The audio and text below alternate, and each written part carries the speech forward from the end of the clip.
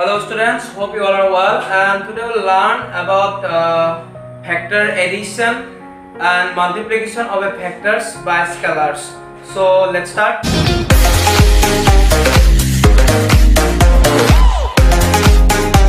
Now here we'll learn about addition of factors. Factor or যোগ, addition of factors, factor or যোগ. So মন কৰিবা, suppose this is a factor from A to B, a single step, a step from A to B, followed by another one step from B to C. B to C is equivalent to a single step from A to C. কি কৈছো? A step from A to B, A পৰা B লৈকে এটা step, suppose this is our A, followed by, that means jot he gobo tar pora eta beleg step, that this means this is our B from B to C is equivalent to a single step from A to C. Orthat first factor to jor pora start hobo, second to tat start hobo, hoy first tor initial and second tor terminal e ki bujabo amar ei duta factor or resultant to bujabo. That means factor AB plus factor BC is equal to factor AC. Clear? কি কৈছো? A step from A to B, then followed by another one step from B to C is equivalent to a single step from A to C. That means this is our A plus B. This is called the triangle law of addition. ত্ৰিভুজীয় যোগ বিধি বুলি কয় এটো। এটো AB A plus B কলে আমি কি পাও resultant A plus B. Clear? Then এক লগত আমি এটা বেলেগ প্ৰপাৰ্টি শিকিম ইয়াতে। সো আমি চেক কৰিম about commutative property of factor addition. Commutative যেটা আমাৰ ক্ৰম বিনিময় বিধি, যে ভেক্টৰৰ যোগে ক্ৰম বিনিময় বিধি মানে না মানে। Commutative property means কি পাব লাগিব আমি A plus B তাৰ উল্টা অৰ্থাৎ B plus A পাব লাগিব। Then commutative property মানিব। তো সোয়া this is A, this is B and this is our A plus B. মই এটো ইয়াতে লিখিলো A plus B. Now with the help of the concept of free vector যেটা আমি আগৰ ক্লাছত কনসেপ্ট শিকিছিলো, তো free vector হয় মই এই ভেক্টৰটো ওপৰলৈকে প্যাৰালেলি লৈ যাব পাৰিম without changing the direction. So it will suppose this is our A vector. Okay? And similarly is to B vector, etu মই ইয়ালৈকে প্যাৰালেলি লৈ আহিব পাৰিম, ইয়ালৈকে এটো পইণ্টলৈকে প্যাৰালেলি মই লৈ আহিব পাৰিম, and suppose this is our B vector in the direction of this direction, in the direction this is A vector. পাই গলো। তো মন কৰা এই যেটো B vector, suppose this is our point D. So ত্ৰিভুজৰ যেটো এডিশন ল আছিল, triangle of addition, তো তাৰ পৰা মন কৰা AD vector in this direction, A পৰা start, D finish, D is terminal, and then another one vector start from D পৰা start ক থৈ গৈছে C. তো ইয়াৰ ৰিজাল্টেন্ট কোনটো হ'ব? অকমান আগত কৈছিলো a step from A to D followed by another step from D to C is equivalent to a single step from A to C. অকমান আগত কৈছিলো A ৰ পৰা B, B ৰ পৰা C is equivalent to A to C, অৰ্থাৎ first line or first directed line or initial, second directed line or terminal connect কৰিব লাগে। তো similarly ইয়াতো first directed line or initial, second directed line or terminal আমি add কৰিলে কি পাম? এটো B plus A, B plus A, আৰু এইটো সেম ডাইৰেকশন কি হ'ব? ইনিশিয়ালৰ পৰা টাৰ্মিনাল, এইটোৰ কি হ'ব? ইনিশিয়ালৰ পৰা টাৰ্মিনাল। তো সোয়া A plus B আৰু B plus A same line, that means A plus B equal B plus A, or factor addition satisfied the commutative property. Clear? And then check কৰিম আমি, আৰু এইটোকে এক লগত কয় parallelogram law of addition, সামান্তৰিক বিধি বুলি কয়। আৰু ইয়াৰ পৰা সোয়া সামান্তৰিক বিধিটো parallelogram law আৰু যে triangle law of addition both are equivalent বুলি ক'ব পাৰো আমি, because parallelogram law যেটো আমাৰ কনসেপ্ট পালো আৰু ঠিক তেনেকৈ triangle law যেটো কনসেপ্ট both are কি same, most of similar, so আমি কি ক'ব পাৰো দুটাক equivalent বুলি ক'ব পাৰো। And then I'll check about associative, সহচৰ্য বিধিটো আমি চেক কৰিম। তো associative property আমাক কেইটা টাৰ্ম আহিব? তিনিটা। so we need three vectors, আৰু তাত আমি প্ৰুফ কৰিব লাগিব suppose A plus B then plus C equal কি প্ৰুফ কৰিব লাগিব? A plus b plus c এই ব্ৰ্যাকেটৰ চেঞ্জিংটো কৰাৰ পিছতো ৰিজাল্ট সেম থাকে বুলি প্ৰুভ কৰিব লাগিব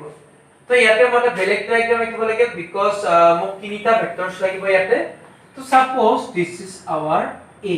a vector okay and this is our b vector then first thing you need a plus b আমি ব্ৰ্যাকেটৰ কাম কৰিম a plus b তো a plus b year initial year terminal that means এইটো হ'ব আমাৰ a plus b okay a plus b আমাৰ মই ডাইৰেকশনটো ইয়াতে দিছো ইয়াতে আমাৰ ফিনিশ হ'ল ইয়াৰ ডাইৰেকশন আছিল এইটো ইয়াৰ ডাইৰেকশন আছিল এইটো আৰু এইটো আৰু ইয়াতে আমাৰ শেষ হ'ল ঠিক আছে and then a plus b যত ফিনিশ হ'ব a plus b পিছত আমাক কি লিখিব c তো সাপোজ ইয়াতে আমাৰ বেলেগ ভেক্টৰ কনসিডাৰ কৰিছো like that this is our c তো এটা চোৱা এটা তুমি a b এৰ কনসেপ্ট এৰি দিয়া a b বাদ দিয়া a plus b and then c তো রিজাল্ট কি হ'ব a plus b initial and c terminal that means this one the result of our result equal a plus b whole first a plus b then plus c the result a2 clear ever right side of second right side of first bracket or come that means you have to find b plus c which one b this one b this one c so b plus c means b initial c terminal that means this is our b plus c এতিয়া আমি b plus c লগত কি plus কৰিব লাগিব a so our a this is our a and this is our b plus c in this direction a initial this is a initial point of a and a যত ending হৈছে টাৰ্মিনালৰ পৰা bc start কৰিছো bc terminal this one so a plus b plus c কি হ'ব আমাৰ a এর initial b plus c terminal that means this is also known as a plus b plus c so কি পালো a plus b plus c এর যেটো concept এইখিনিৰ যেটো ভ্যালু যেটা directed line similarly year directed line same that means vector addition also satisfy associative property of vector addition A satisfy কৰে clear hope that সকলে বুজি পাইছা next লিখিলো বাইখিনি next topic ত আইছো মই multiplication of a vector by scalar multiplication of a vector by scalar eta vector of scalar এর পূরণ তো suppose this is our vector a and we multiply this vector a by scalar quantity 2 মই এই ভেক্টৰটো 2 ৰে multiply কৰিলো তো 2 ৰে multiply কৰিলে কি হ'ব এটো যাব twice a that means magnitude কি হৈ যাব এই ভেক্টৰটোৰ আগত যিমান আছিল তাৰ ডাবল হৈ যাব twice a ক্লিয়াৰ সাপোজ মই এই a ভেক্টৰক হাফেৰে মাল্টিপ্লাই কৰিলো হাফেৰে যেতিয়া মাল্টিপ্লাই কৰিব ইয়াৰ magnitude কি হৈ যাব আধা হৈ যাব that means half of a suppose মই এই ভেক্টৰটোক -2 ৰে মাল্টিপ্লাই কৰিলো নেগেটিভ অফ 2 দেন কি হ'ব ভ্যালুটো ডাবল হ'ব বাট নেগেটিভ ৰে মাল্টিপ্লাই কৰিলে কি হ'ব ডাইৰেকশনটো চেঞ্জ হৈ -twice a that means if you multiply a vector by a scalar quantity then you will get a parallel vector collinear vector যদি তুমি এটা ভেক্টৰক এটা স্কেলাৰ কোৱান্টিটিৰে মাল্টিপ্লাই কৰা তেতিয়া তুমি collinear একত্ৰিকীয় parallel vector এটা পাবা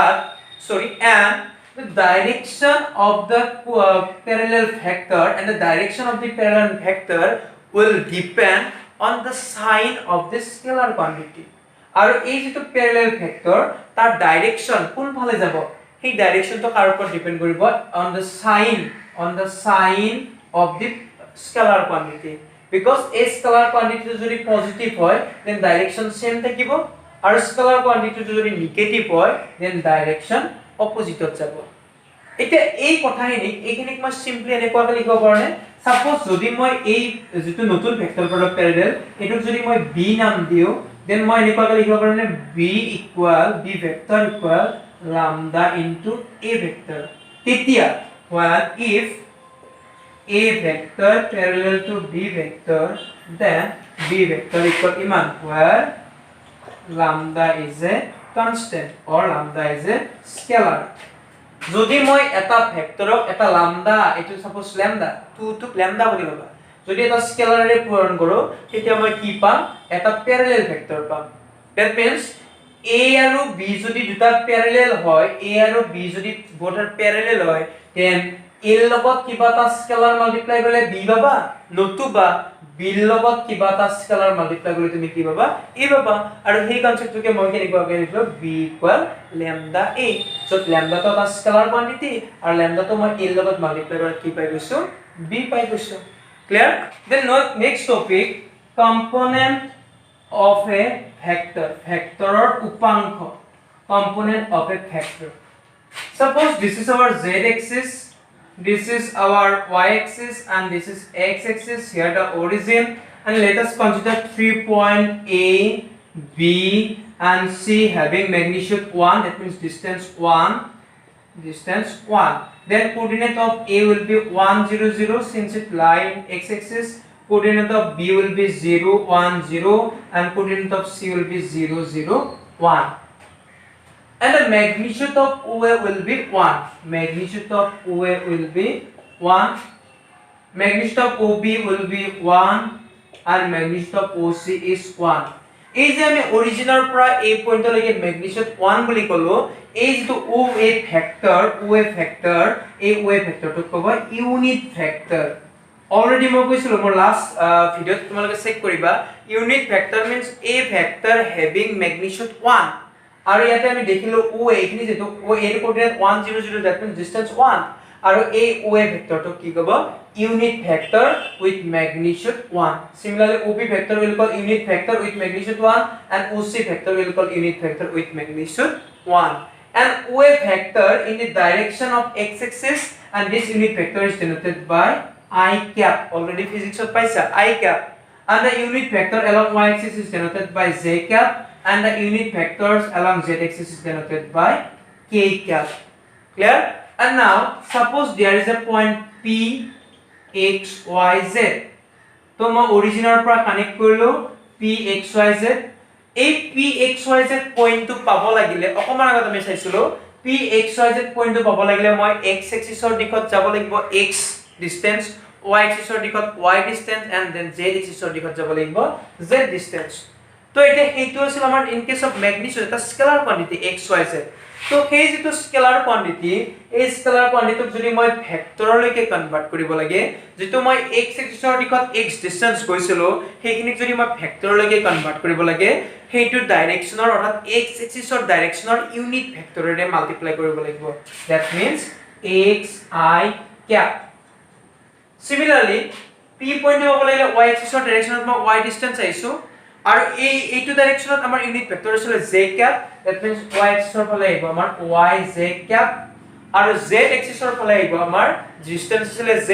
unit vector k cap, that means z k cap. And the vector OP vector where the coordinates of P are x y z is denoted by OP vector equal xi plus yz plus zk. আৰু OP ভেক্টৰক আমি কেনেকুৱাকৈ লিখিব পাৰো, xi plus yz plus zk. that means তোমালোকে বুজি হ'ব লাগিব P পইণ্টৰ কোঅৰ্ডিনেট xyz, আৰু P পইণ্টটো পাব লাগিলে x এক্সিছৰ direction x distance, that means xi cap, y axis y distance yz cap, and in case of z direction